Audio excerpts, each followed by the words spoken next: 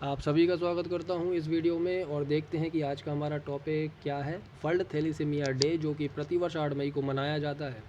अब आइए देखते हैं कि इसके उद्देश्य और ये किन कारणों से मनाया जाता है। तो विश्व थैलेसीमिया दिवस जो है उन लोगों को प्रोत्साहित करने के लिए मनाया जाता है जो कि इस बीमारी से पीड़ित हैं और साथ ही इस बीमारी के साथ जीने के लिए संघर्ष करते हैं।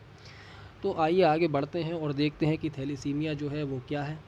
तो थैलेसीमिया एक आनुवांशिक रोग है।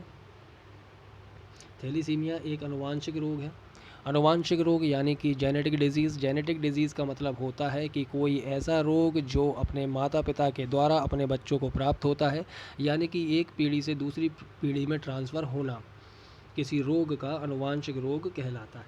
तो ये तो हुआ आनुवांशिक रोग, हमने देखा थैलेसीमिया किस लिए मनाया जाता है और इसका जो उद्देश्य है, इसका प्रमुख उद्देश्य है कि लोगों के बीच में इस बीमारी के प्रति जागरूकता फैलाना। तो ये तो हुआ इसका उद्देश्य, और साथ में हमने देखा कि ये किस लिए मनाया जाता है, ये किस प्रकार का रोग है। ये पेपरों में पूछा जा सकता है, तो आप लोग याद रखिएगा।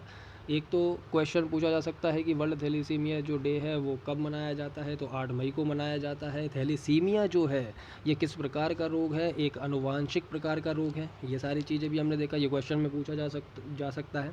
और ये सारी चीज़ें आप लोग नोट डाउन करते रहिएगा, जो भी चीज़ें मैं यहाँ पर बोलता जा रहा हूँ।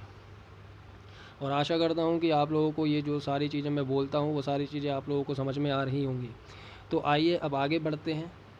और नेक्स्ट लाइन में मैंने यहाँ पर ये लिखा भी हुआ है कि यह एक आनुवांशिक रक्त विकार है, यहाँ पर ये, और माता पिता से जो बच्चों में पाया जाता है। लेकिन अब इस बीमारी में होता क्या है, तो अब हम ये और देखते हैं कि जो आरबीसीज़ होते हैं, यानी कि रेड ब्लड कॉर्पसल्स, यानी कि लाल रक्त कणिका है, जिसमें हीमोग्लोबिन की जो मात्रा है वो उसमें कमी आती है, जिसके कारण से आरक्तता यानी कि एनीमिया रोग होता है। ये सारी चीज़ आप लोग याद रखिएगा, जो भी चीज़ मैं बोलता जा रहा हूँ, ठीक है। तो इसके कारण से क्या हो रहा है, एनीमिया रोग भी हो रहा है।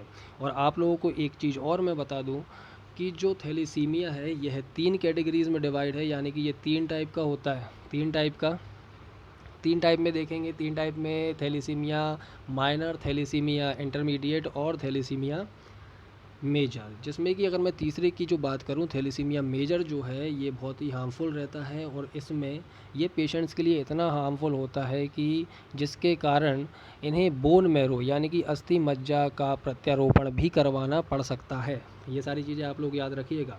और मैं आप लोगों को बता दूं कि जो थैलेसीमिया, भारत में पहला थैलेसीमिया का मामला जो था वो 1938 में पाया गया था, और 1938 में पाया गया था। और साथ ही अगर मैं बात करूं इसकी कि जो भारत जो है वो विश्व में थैलेसीमिया राजधानी के नाम से भी जाना जाता है। क्यों जाना जाता है, इसलिए कि यहाँ पर लगभग 40 मिलियन लोग इस बीमारी से पीड़ित हैं, और साथ ही इनमें से भी 1 लाख लोग जो हैं वो थैलेसीमिया मेजर बीमारी से पीड़ित हैं। मैंने आप लोगों को बताया कि जो थैलेसीमिया मेजर जो है वो कितनी हानिकारक है और किस प्रकार का रोग है, जिसमें अस्थि मज्जा भी किसी रोगी को अपना प्रत्यारोपण उसका करवाना पड़ सकता है। तो ये सारी चीज़ें आप लोग याद रखिएगा। अब हम और देखते हैं कि इससे और भी क्या क्वेश्चंस पूछे जा सकते हैं, तो वो भी उनको भी डिस्कस कर लेते हैं।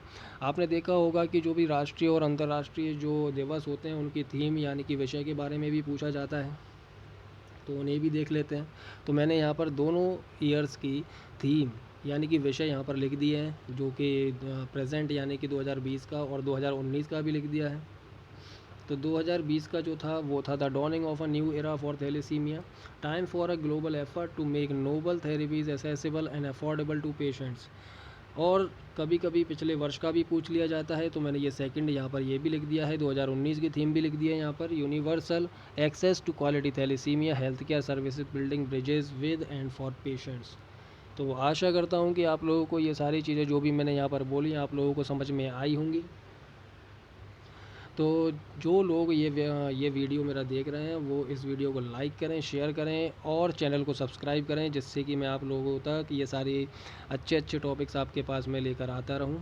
और इसी के साथ मैं अपनी वीडियो समाप्त करता हूं। घर पर रहें, सुरक्षित रहें।